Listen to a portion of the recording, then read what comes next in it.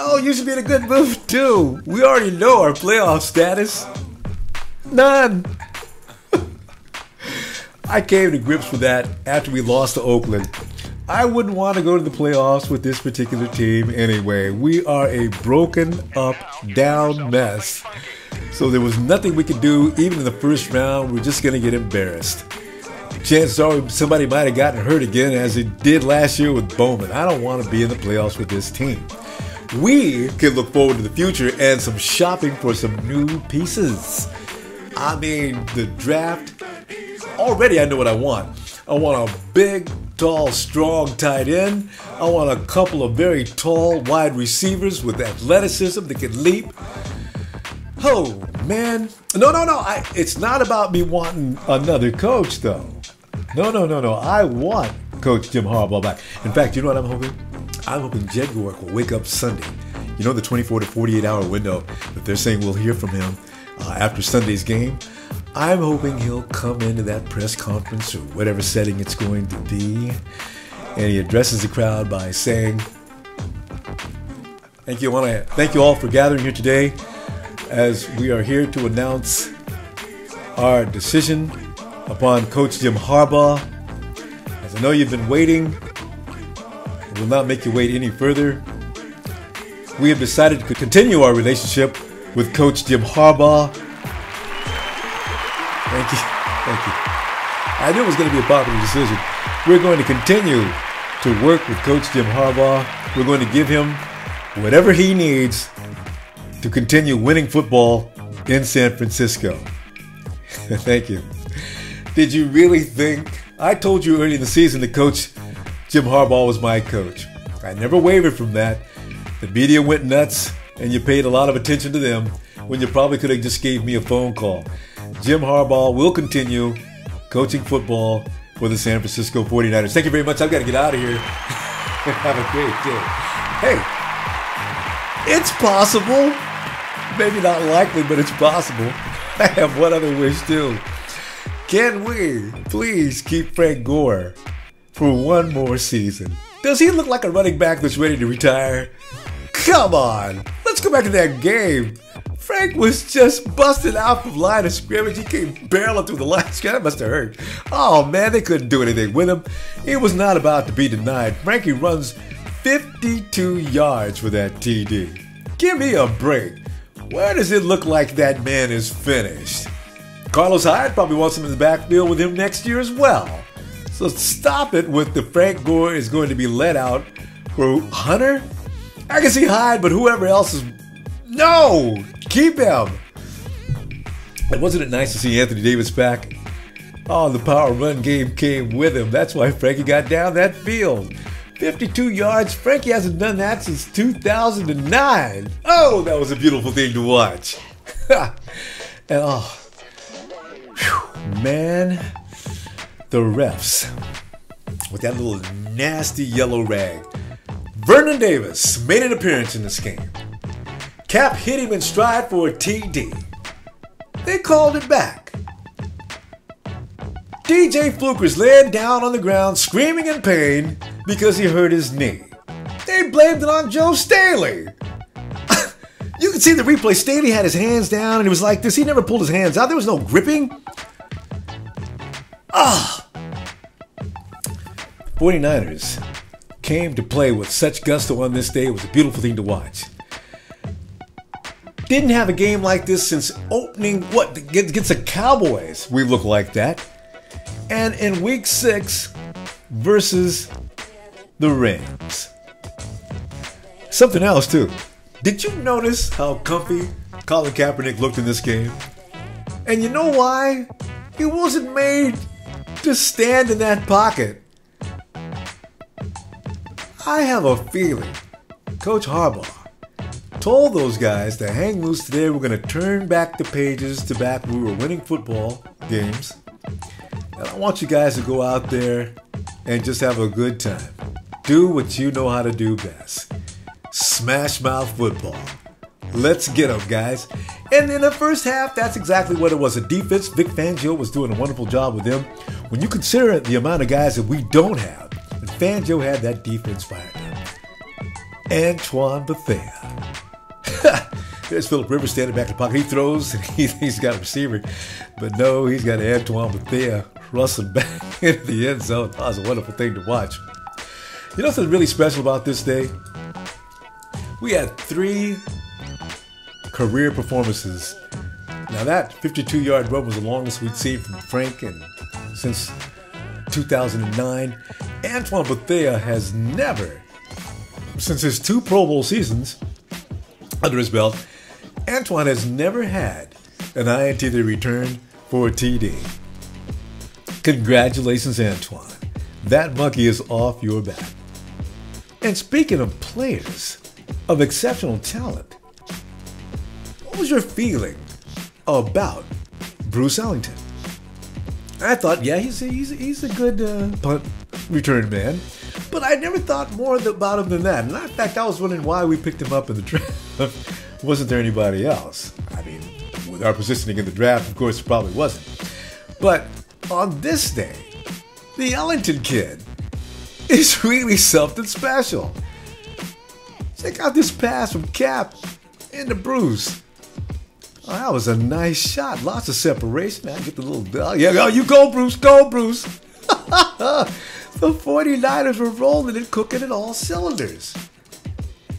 Now, I don't know why Michael Crabtree wasn't in the game, but it wasn't bothering me any, because every defense in the league appears to know how to handle him now. But like I say, with guys like Quentin Patton, I know Quentin messed up, but I did see some things in him that I thought were kind of special. His quickness, the separation. I mean, we've got some players that are going to come along, and I think they're going to be just fine. I ain't mad at him. But then comes the second half, and all of a sudden, things start to deteriorate. Cap has that fumble, and now San Diego's getting back into the game. Oh my God. I was sitting back there, had a cup of warm with me, and I said, whoa, 49ers, don't worry, we got this game. And that wasn't the case. It got real shaky there for a moment. I said, well, we ain't going to lose this game. But suddenly, Kaepernick to the rescue. Cap breaks. He can't find anybody. So what does he do? If you got to do something, do it yourself. He jumps on the Kaepernick high-speed rail, and they're not going to catch him. 90 yards into the end zone. Say hello to the fans. There's Coach Jim Harbaugh with a big congratulations. The second longest run in NFL history. Behind Terrell Pryor's 92-yard scamper. Now, we have a 49er in the history books as being one of the greatest of all time. Let me ask you a question, though. The turning point in this game, and I don't know if you may have had another position, we have 3rd and 5. We're in the last few minutes. San Diego's driving. They've already almost caught up with us. They're 1 score behind us. We got a 3rd and 5 situation, and the name Greg Roman. Never mind. We should have ran that ball or done anything with what we did in that particular play. Greg calls for a designed run for Cap. Now, I would whip this hat, but it doesn't matter at this point in the season. I'm not going to whip this hat. This is the wrong play for several reasons. Cap runs to his left. The door is closed. He can't get through. So now we're not going to gain the first down. Cap runs out of bounds, stopping the clock. We've got to punt that ball back to Phillip Rivers and the San Diego Chargers. We're in big trouble. Phillip takes the team right back down the field, and they score. We go into overtime, as you know, and the rest is just nasty history.